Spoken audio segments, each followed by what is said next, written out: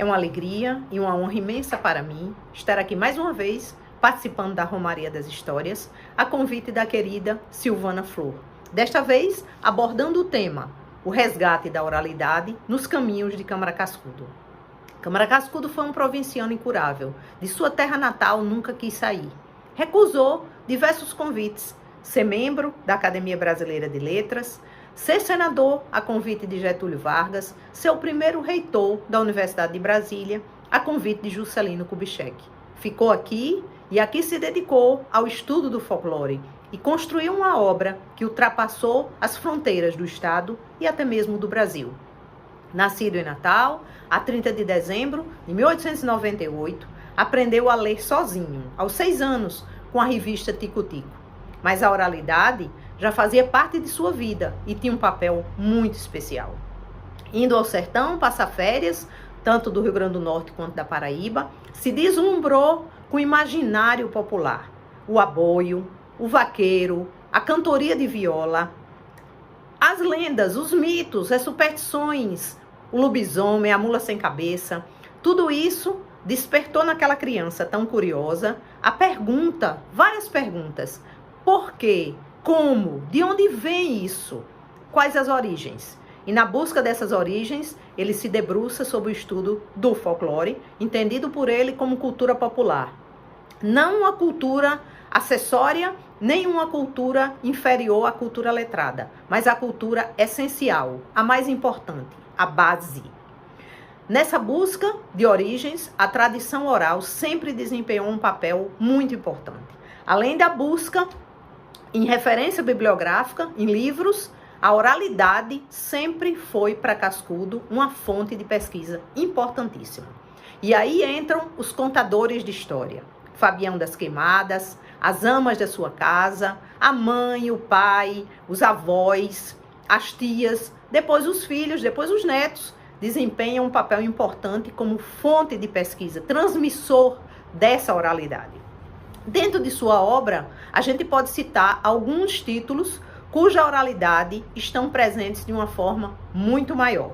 O primeiro que a gente pode destacar é o Vaqueiros e Cantadores, uma obra escrita em 1939, que tem como tema principal o folclore poético do Rio Grande do Norte, Paraíba, Pernambuco e Ceará, e é considerada a primeira obra folclórica de Cascudo, de Câmara Cascudo. Ele diz: reúno neste livro 15 anos de minha vida, notas, leituras, observações, tudo compendiei, pensando um dia neste Vaqueiro Cantadores. O material foi colhido diretamente na memória de uma infância sertaneja, despreocupada e livre. Os livros, opúsculos, manuscritos, confidências, o que mais se passou posteriormente, vieram reforçar, retocando o instantâneo que meus olhos meninos haviam fixado. É o que fielmente se continha em minha alma, dou fé. Depois, uma obra também cuja oralidade aparece muito presente, são os contos tradicionais do Brasil. Aqui ele recolhe 100 contos, também todos da tradição oral, divididos em seções, e diz que, para todos nós, o conto é o primeiro leite intelectual, os primeiros heróis, as primeiras cismas, os primeiros sonhos, os movimentos de solidariedade, amor, ódio, compaixão, vêm com as histórias fabulosas ouvidas na infância. Outra obra muito importante é o Literatura Oral no Brasil.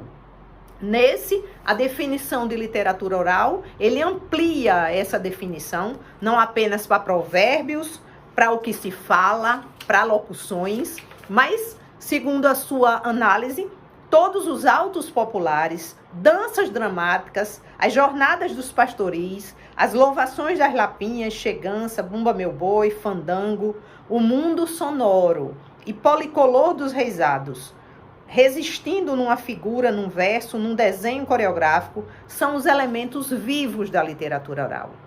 Aqui está a literatura de cordel, presente aqui, junto de todos os autos dramáticos e todas as manifestações populares que são transmitidas através da oralidade.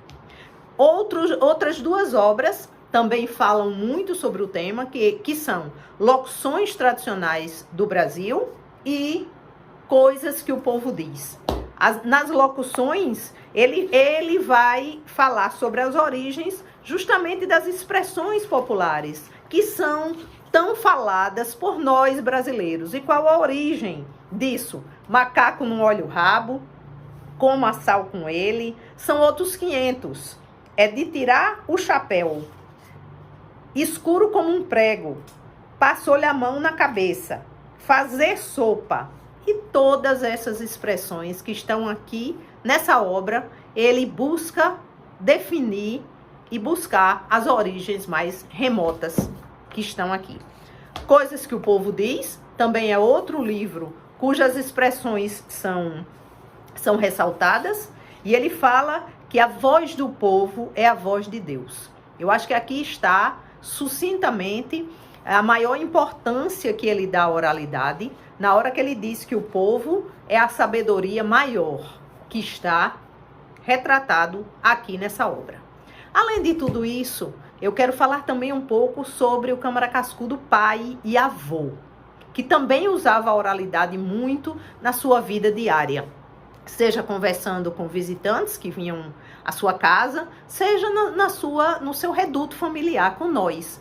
Poucas pessoas sabem que ele ficou surdo depois que retornou da viagem à África, em 63. Então eu, particularmente, neta, não me lembro de vovô escutando. Mas isso nunca o impediu de manter uma conversação muito fluida com todos nós. Ele não se dava bem com aparelho auditivo. Ele tentou usar, mas nunca se adaptou. Aparelho auditivo não utilizava. E com nós, em casa, família, ele não precisava. Ele simplesmente entendia labialmente tudo que a gente estava dizendo e assim a gente se comunicava de uma forma muito fluida. Os visitantes, quando vinham aqui, anotavam no papel a pergunta para ele e ele respondia essas perguntas. Então, foi no dizer de uma criança, quando eu estive numa escola aqui em Natal, perguntei quem era Câmara Cascudo, ela me respondeu, no alto da sua sabedoria de 4 anos, que era o contador de história, era o homem que tinha contado as histórias. Então, o que fez ele a vida toda? Contou as histórias, e as histórias que nos definem como brasileiros, nos definem como um povo, do qual a gente tem que ter muito orgulho. A ele eu rendo todas as minhas homenagens e dedico minha vida a essa missão de preservar e difundir uma obra e um legado fenomenal, inimaginável para a cultura brasileira. Muito obrigada.